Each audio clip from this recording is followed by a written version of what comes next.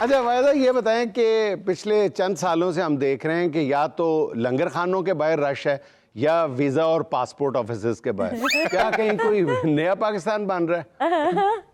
Rush की यही वजह होती है, लोग चाह रहे होते हैं कि पाकिस्तान से बाहर मूव कर लें किसी ना किसी तरह, चाहे उनको कोई भी वीज़ा मिल जाए। और हर जगह जगह पे एजेंट्स बैठे हुए हैं जिन्होंने लोगों को ये लालच दिया होता है कि आप 20-25 लाख रुपए इकट्ठा कर लें, आपको हम कनाडा भिजवा देंगे, आपको अमेरिका भिजवा देंगे, बस अपना जो है पासपोर्ट बनवा के आ जाएं। इसी वजह से जो है वो हम बल्कि यहाँ तक कह देते हैं जी, वो कनाडा का प्राइम मिनिस्टर 2 दफ़ा आपका पूछ चुका है, जल्दी करें। अगर इसी हवाले से हम देखेंगे, मोस्टली लोग जो आ रहे होते हैं, अब जिनके पास एजुकेशन नहीं भी है, जिनके पास अपने बैंक स्टेटमेंट, अपने डॉक्यूमेंट्स नहीं भी कंप्लीट हैं, वो भी चाह रहे होते हैं कि हम डायरेक्ट कनाडा का वीज़ा अप्लाई कर लें। बेशक उन्होंने अपनी प्रोफाइल पे वर्किंग की हो या ना की हो, डॉक्यूमेंट्स कंप्लीट किए हों या ना किए हों, लेकिन वो जा रहे होते हैं कनाडा, अमेरिका या ऑस्ट्रेलिया में जाके सेटल्ड होने। अभी तो आप यकीन करें कि ऐसे ऐसे मुल्कों के वीज़े का भी लालच दिया जाता है नौजवान जो अभी मुल्क बने भी नहीं है। जैसे फाइलें नहीं होती प्लॉटों की, ना प्लॉट होता है ना कोई कहीं और होता है, फाइलों में ही होता है। वो मुल्क अभी फाइलों में हैं जिनके वीज़े हम ले रहे हैं। बिल्कुल, ऐसे यूरोप की बहुत सारी कंट्रीज़ हैं। अगर हम रोमानिया को देखें, रोमानिया का सिर्फ सुन ही रहे हैं अभी हम कि वो शेंजन जोन में एंटर हो जाएगा। शेंजन के साथ साथ शेंजन में बाकी 27 यूरोपियन कंट्रीज़ हैं, तो रोमानिया भी उसमें चला जाएगा। और बहुत सारे कंसल्टेंट्स चले इसलिए भी रोमानिया का वीज़ा लेते हैं कि वहाँ पर रोमांस बहुत है। और बहुत सारे आजकल नौजवानों को नारा भी यही है, यार इत्थों तो निकलो। हाँ, ये भी एक मसला है कि आपने भी ये मेरा ख्याल महसूस किया होगा कि एट एनी कॉस्ट नौजवान बाहर जाना चाहते हैं। इनका आप क्या हाल बताएंगी? हाँ, किसी भी कीमत पे वो बाहर जाना चाह रहे होते हैं, बेशक उनको अपना घर बेचना पड़े, अपने जानवर बेचने पड़े, कुछ भी बेचना पड़े, जेवर बेचना पड़े। हाँ बिल्कुल ऐसा ही है। बेशक कुछ भी बेच के वो चाह रहे होते हैं कि हम चले जाएं। अभी रिसेंटली हमारे पास जो है वो मंडी बहाउद्दीन से 8-10 लोग इकट्ठे मिल के आए, दोस्ती थे। कहते हैं जब हम पैदा हो जाते हैं तो हमारी माएँ तभी हमारे जहन में डाल देती हैं कि तुम लोगों ने हर सूरत यूरोप पहुंचना ही पहुंचना है। तो इसीलिए उनका माइंडसेट यही होता है, यहाँ पे हमने कुछ भी नहीं करना है, हमने बस यूरोप पहुंचना है और वहाँ पे जाके काम करना होता है। और जब हमारी माएँ हमारे जहनों में ये डाल देंगी तो फिर हमने कानूनी गैर कानूनी नहीं है, फिर हमारे जहन में डंकी भी है, सब कुछ आ जाए। बिल्कुल, जब आपने ये सोचा होता है कि मैंने जाना ही जाना है, तो आपको सबसे आसान जो रास्ता लग रहा होता है वो यही होता है कि हम डंकी के जरिए पहुंच जाए। हमारे जहनों में होता है कि यूरोप बाहें खोल के मेरा इंतजार कर रहा है। बिल्कुल। और अभी रिसेंटली आप देख सकते हैं कि लीबिया का जो वाक़या पेश आया वो इसी सूरत में आया कि उन्होंने लीबिया से आगे डायरेक्ट डंकी लगा के जो है बहरे रोम के जरिए आगे इटली पहुंचना था। अच्छा फायदा, ये बताएं कि नौजवान जब स्टूडेंट वीज़ा अप्लाई करते हैं तो उसमें सबसे बड़ी कौन सी गलती करते हैं जिसकी वजह से उनको नाकामी का मुंह देखना पड़ता है? सबसे बड़ी जो गलती करते हैं, एक तो हम कोर्स सेलेक्ट करते हुए बहुत बड़ी गलती करते हैं। सही। अब हमने रिसेंटली एप्लीकेशंस करवाई थी फरवरी इनटेक के लिए। उसमें क्या हुआ, आपने अगर बैचलर्स किया हुआ है आईटी में, बच्चा आगे से कोशिश कर रहा होता है कि मैं आगे मास्टर्स अप्लाई करूं मैनेजमेंट में, बिजनेस में। जब आपकी एक फील्ड नहीं होती, जब आप उसके ऑपोजिट जाके कोर्सेज सेलेक्ट करते हैं तो वो बहुत बड़ी एक आपकी मिस्टेक होती है जिसकी वजह से आपको डायरेक्ट यूनिवर्सिटी रिफ्यूज़ कर देती है। सही। और उससे बड़ी जो हम गलती करते हैं वो सबसे बड़ी हमारी गलती होती है कि हम जो अपने फंड्स शो करवा रहे होते हैं उसको हम प्रॉपरली हमने डिटेल से शो नहीं करवाया होता। अगर कि यूनिवर्सिटी जैसे कि जर्मनी है, स्पेन है, ये आपसे ब्लॉक अकाउंट की स्टेटमेंट मांगते हैं। ब्लॉक अकाउंट वो होता है कि जिसमें आपने यूनिवर्सिटी को अपने पूरे सेमेस्टर की फीस शो करवानी होती है, अपने वहाँ रहने के एक्सपेंसेस शो करवाने होते हैं। हम ब्लॉक अकाउंट नहीं देते हैं, हम जो है अपने प्रॉपर जो करंट रनिंग अकाउंट्स होते हैं हम उनको शो करवा देते हैं। अब इसमें थोड़ा सा फ़र्क ये है कि अब लोगों को लगेगा कि ब्लॉक अकाउंट शायद कोई बैंक की तरफ से नया अकाउंट ओपन होता है तो उसको ब्लॉक अकाउंट कहते हैं। ब्लॉक अकाउंट बेसिकली होता है जो सिर्फ आपने अपनी यूनिवर्सिटी के लिए ओपन करवाया होता है। आपने 3 महीने, 4 महीने या 6 महीने का जो भी एक प्रोसेस टाइम है उतनी देर के लिए आपने उसमें अपने फंड्स डिपॉजिट करवा लिए, और वो तब तक आपने यूज नहीं करना जब तक आपको यूनिवर्सिटी की तरफ से कोई रिस्पॉन्स ना आ जाए। पैसे निकलवाने नहीं चाहिए। जी बिल्कुल, आप डिपॉजिट करवा सकते हैं, आप उसको विड्रॉ नहीं कर सकते हैं। तो हम ब्लॉक अकाउंट शो नहीं करवाते हैं जिसकी वजह से मोस्टली हमारा वीजा रिफ्यूज हो जाता है। अच्छा, स्टूडेंट वीजे के लिए तालीमी वजूहात कौन सी हैं, जरा टेक्निकली वो भी ब्रीफ कर जिसकी वजह से रिफ्यूजल होता है? इसमें ज़्यादातर हम ये कोशिश कर रहे हैं, देखें अब हम पाकिस्तानी हैं, हमारा जो है वो इंग्लिश हम इतनी फ्लुएंटली नहीं बोलते हैं, तो हमें जब हमने बाहर किसी भी कंट्री में अगर अप्लाई करना होता है वीज़ा, उसके लिए हमें जो है वो इंग्लिश टेस्ट कोई ना कोई रिक्वायर्ड होता है या हमें आइल्स रिक्वायर्ड होता है। मोस्टली स्टूडेंट्स ये करते हैं कि वो किसी तरह का कोई भी कोर्स या कोई भी टेस्ट नहीं देते हैं, अब वो पढ़ने भी बाहर जाना चाह रहे हैं, लेकिन वो चाह रहे होते हैं हम कोई टेस्ट भी ना दें। अभी बहुत सारे हमारे क्लाइंट इसी बैच के ऐसे थे जो चाह रहे थे कि हमारा वीज़ा भी लग जाए, हमने ना यूनिवर्सिटी में कोई टेस्ट देना इंग्लिश का, ना हम आइल्स क्लियर कर सकते हैं, ना हम इसका ऑल्टरनेट कोई भी जो है वो पीटी का टेस्ट भी हम नहीं दे सकते हैं। तो जिसकी वजह से उसका वीज़ा रिजेक्ट होता है। और बहुत सारी यूनिवर्सिटीज़ जो हैं फिर वो एलिगेशन लगा के बेचती हैं, एटलीस्ट जो है अगर आप आइल्स क्लियर नहीं कर सकते, पीटी नहीं कर सकते, कोई अपने हमें कॉलेज या यूनिवर्सिटी की तरफ से हमें कोई इंग्लिश कोर्स जो है वो क्लियर करके हमें उसका प्रूफ साथ अटैच कर दें। तो जब भी आपने वीज़ा अप्लाई करना होता है, खासकर आपको चाहिए कि आप आइल्स लाजमी क्लियर करें। आप पूरे 7 बैंड नहीं ले सकते हैं, आप 5.0 6.5 तक तो एटलीस्ट उसको गेन कर ही सकते हैं। जाहिर है वीज़ा ऑफिसर ने वीज़ा लगाते हुए अल्लड़ बल्लड़ बावेदा तो नहीं सुननी ना। बिल्कुल ऐसी ही बात है। अच्छा मिस फायजा, आप स्टूडेंट्स को वो मुल्क रिकमेंड करती हैं जहाँ पे शर्त ये होती है कि पहले वहाँ पे जाके मकामी ज़बान सीखें?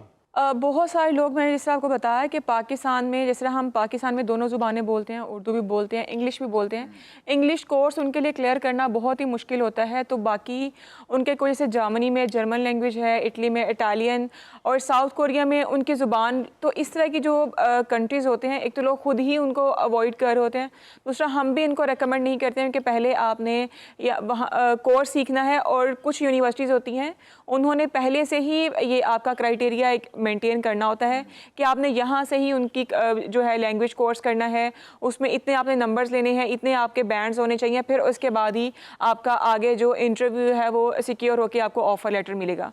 तो इसलिए मैं कभी भी ये स्टूडेंट्स को नहीं रेकमेंड करूँगी कि आप अपनी पूरी, जिस तरह सर ने बोला कि एनर्जी आपको पूरी उसी पे आपकी सर्फ हो जाती है। एनर्जी भी और पैसे भी, जी बिल्कुल दोनों ऐसा ही है। चीज़ें खर्च हो जाती हैं मकामी ज़बान सीखने पे, फिर बाद में वो जो डिग्री लेने गए होते हैं वो भूल जाते हैं, वहाँ पे कपड़ा बेचना शुरू करते हैं। हाँ, बिल्कुल ऐसा ही होता है। अच्छा मिस फायजा, जिन मुल्कों को आप डील कर रही हैं पिछले 1 साल में, कौन से ऐसे ममालिक हैं जिनमें बड़ी वीज़ा पॉलिसी में सख्ती आई है और कौन से ऐसे हैं जिनमें नरमी आई है, चाहे वीज़ा स्टूडेंट हो या टूरिज्म वाला हो? हाँ, बड़ा पर्टिनेंट क्वेश्चन है, ये लोग जानना चाहते हैं। टूरिज़्म के हवाले से अगर हम बात करें तो ऑस्ट्रेलिया को अगर हम देखें, ऑस्ट्रेलिया ने 2022 से लेके ऑनवर्ड 2024 तक जो है बिल्कुल वीज़ाज़ नहीं दिए। इवन के स्टूडेंट्स जिन्होंने अपनी यूनिवर्सिटी फ़ी पूरी पे की हुई थी, अपने कोर्सेज़ तक क्लियर किए हुए थे, उनको भी जो है वो रिजेक्शन मिलती रही है ऑस्ट्रेलिया में। और विज़िट वीज़ा तो फिर बहुत ही दूर रह जाता है, क्योंकि उसमें तो आपने कोई यूनिवर्सिटी की या कोई इतनी लंबी फ़ी आपने नहीं भरी होती है। तो 2024 से लेके अभी ऑनवर्ड तक ऑस्ट्रेलिया की वीज़ा रेशो बहुत ही अच्छी है अल्हम्दुलिल्लाह। 2025 में हमारे सितंबर से लेके आगे ऑनवर्ड हर महीने में जो है ऑस्ट्रेलिया के अप्रूवल्स आते रहे। अगर आपको वैसे जुगतें आती हैं फिर आपको ऑस्ट्रेलिया का वीज़ा मिल जाता है। इस वक्त लाला सोच रहा है काश मैं जुगतें कर रहा होता तो विक्की भाई की तरह इस वक्त मैं ऑस्ट्रेलिया में होता। अच्छा फायजा, ये तो आपने बता दिया कि ऑस्ट्रेलिया में पहले बहुत सख्ती थी लेकिन अभी कुछ नरमी आई है। अभी ये बताएं कि 1 साल के दौरान वो कौन से ममालिक हैं जहाँ पे खासी नरमी आई है वीज़ों? यानी लुट पड़ गई, यानी आपके घर आके दे रहे हैं हाँ जी। वीज़ा। कनाडा के हवाले से हम देख सकते हैं कि कनाडा में 2026 में बहुत ही ज़्यादा नरमी आई है। अभी हमारे क्लाइंट, उनका रिसेंटली वीज़ा लग के आया है, वो लास्ट फ्राइडे हमारे ऑफिस में आए हुए थे और उनका जो वीज़ा लगना वो बिल्कुल ही गैर मुतवक्किल था उनके लिए भी और हमारे लिए भी। और इवन के लोग उनको देख के कह भी रहे थे, हमारे कुछ क्लाइंट्स ने, उनको एक क्लाइंट हमारे पास आया, वो कहता है अगर मेरी बहन देख ले इसका वीज़ा लगा है तो शायद वो खुदकुशी ही कर ले कि इसका वीज़ा अगर कनाडा का लग सकता है तो। अच्छा, ये आप बिजनेस वीज़े की बात कर रही हैं, स्टूडेंट वीज़े की बात कर रही हैं या टूरिस्ट वीज़े की बात कर रही हैं? टूरिस्ट वीज़ा के हवाले से बता रही हूँ। और कनाडा का टूरिस्ट वीज़ा भी जो है ये आपको पासपोर्ट की वैलिडिटी तक लगता है, यानी कि लॉन्ग टर्म का। जब तक आपका पासपोर्ट एक्सपायर नहीं हो जाता कनाडा का वीज़ा आपके पास या वैलिड खुद रहता नहीं है। एक्सपायर हो जाता। अच्छा मिस फायजा, मेरा 1 दफ़ा का वीज़ा लगा हुआ है कनाडा का, तो मैं अगर दोबारा अप्लाई करूं तो जल्दी लग जाएगा? ये ऐसा हम सिर्फ सोच रहे होते हैं कि मेरा पहले वीज़ा लगा है, मेरे लिए दोबारा वीज़ा लगना बहुत ही आसान होता है। अगर पॉलिसीज़ में चेंज आता है तो डेफिनेटली आपकी प्रोफाइल भी उसी क्राइटेरिया में रहते हुए चेक होती है। और हो सकता है कि दूसरी तरफ रिजेक्शन हो जाए, दूसरी हो सकता है कि अगर आपका पहली दफ़ा में रिजेक्ट हुआ था दूसरी दफ़ा अप्रूवल आ जाए। वो डिपेंड कर रहा होता है कि आपने उन पॉलिसीज़ को, उस क्राइटेरिया को जो चेंज हुआ है सारा फॉलो किया हुआ है या नहीं किया हुआ। अच्छा फायजा, आजकल हमारे पाकिस्तानियों में पॉलिटिकल असाइलम लेने का बड़ा जुनून चढ़ा हुआ है। वो लोग भी पॉलिटिकल असाइलम मांगते हैं जाके जिनको असाइलम का मतलब भी नहीं पता होता। हाँ बिल्कुल। तो इससे बाकी लोगों की वीज़ा लेने में प्रॉब्लम्स होती होंगी, तो ज़रा इसके बारे में बताएं कि ये क्या चक्कर है? असाइलम की वजह से देखिए, असाइलम जो है वो जिनको वाकई में ही किसी चीज़ का कोई ख़तरा है अपने होम कंट्री से, जैसा कि कोई ऐसे होते हैं कि अपना मज़हब चेंज कर लेते हैं वहाँ पे जाके, या उनका मज़हब कुछ पाकिस्तान में होता है, या उनको किसी सियासी जमात की तरफ से कुछ भी होता है, वो वहाँ पे जाके वाकई में ही अपना असाइलम ले सकते हैं। असाइलम लेना आपका राइट है। हाँ, हमारे गांव में एक लड़का है, उसने ऑस्ट्रेलिया जाके असाइलम अप्लाई कर लिया कि मेरी जान को खतरा है। उन्होंने पूछा किससे है जान को खतरा? कहता है हमारे घर में भैंस है, वो मुझे किसी वक्त टक्कर मार के मार सकती है। पहले तो ये बताओ कि तुम्हारे गांव के लड़के को ऑस्ट्रेलिया जाना तो दूर की बात है, ऑस्ट्रेलिया कहना किसने सिखाया था? तो उन्हें असाइलम मंगया किस तरह होएगा? उन्हें वीजा ऑफिसर देके रोटी करके क्यों ना है, तो जरा असाइलम ते पा दे। नहीं, मैं ये कह रही थी कि असाइलम जो है आपका राइट है, आप असाइलम ले सकते हैं, लेकिन अब जिस तरह बरतानिया में 10,000 स्टूडेंट्स ने असाइलम लिया, अब 10,000 के 10,000 का तो कोई मसला नहीं हो सकता। डेफिनेटली ये वो लोग हैं जिनकी वजह से बाकी जो जेन्युइन ट्रैवलर्स होते हैं, जेन्युइन स्टूडेंट्स होते हैं, उनको भी प्रॉब्लम होता है वीज़ा लेने के लिए, क्योंकि फिर वीज़ा ऑफिसर की नज़र में हो जाएगा कि इन्होंने भी आके इसी तरह का कोई ना कोई इलीगल एक्ट कर लिया। बल्कि अब तो आलम ये है कि पाकिस्तानी स्टूडेंट या टूरिस्ट से वीजा ऑफिसर कुछ और पूछता ही नहीं है कि जी किस लिए आए हैं, कब तक रुकना है, सीधा ही पूछता है कि जी आपकी जान को किससे खतरा है बताएं। और ज्यादातर के मुंह से बेसाख्ता निकलता है बीवी से। अच्छा, तो और वीजा ऑफिसर कहता है वो तो मेनू में है चाड़ी आप। अच्छा Faiza, being experience visa consultant, जब कोई आपके पास आता है आपको देख के अंदाजा हो जाता है कि या तो ये बंदा जाके स्लिप हो जाएगा या फिर ये असाइलम अप्लाई करेगा? जब हमारे पास क्लाइंट आ रहा होता है तो वो बड़ा ही अपना जो है पक्का होके आ रहा होता है कि मैंने वापस आना ही आना है। कॉन्फिडेंट आता है वहाँ। बिल्कुल, बड़ा ही वो इस चीज़ पे होता है कि मैंने वापस आना ही आना है, मैंने सिर्फ घूमने फिरने के लिए जाना है, या मैंने सिर्फ स्टडीज़ करने के लिए जाना है। मैं जो टूरिस्ट स्पेशली होते हैं, मैं 10-15 दिन का टूर करूँगा और फिर उसके बाद मैं वापस आ जाऊँगा, या मोस्टली लोग जो अपनी फैमिलीज़ के साथ जाते हैं, लेकिन बाद में हमें वहाँ पे जाके पता चलता है कि ये बंदा तो अभी तक वापस ही नहीं आया, और मोस्टली हमसे कांटेक्ट कर रहे होते हैं कि मैं अब यहाँ से वापस नहीं आना, तो मुझे किस तरह हेल्प आउट किया जाता है। या नई सिम भेज दें हमें कुछ। सुहाना का सवाल 4 ऑप्शंस के साथ एक आपको सिलेक्ट करनी है। सवाल ये है, बैरून मुल्क जाने वाले पाकिस्तानियों की सबसे बुरी बात आपको क्या लगती है? अपने साथ एमनाबाद की बर्फी ले जाने पे इसरार करना। जाते ही नया आईफोन खरीदना, खाला की बेटी से मंगनी तोड़ के नेशनैलिटी होल्डर लड़की ढूंढना, ऐसे स्टेटस लगाना जैसे लंदन का मेयर लग गया हो, स्टडी या विजिट वीजा पे जाना और स्लिप हो जाना। स्टडी और विजिट वीज़ा पे जाना और स्लिप हो जाना। यानी आपके यहाँ मंगनी तोड़ने की गुंजाइश मौजूद है। आपको बुरी नहीं लगी?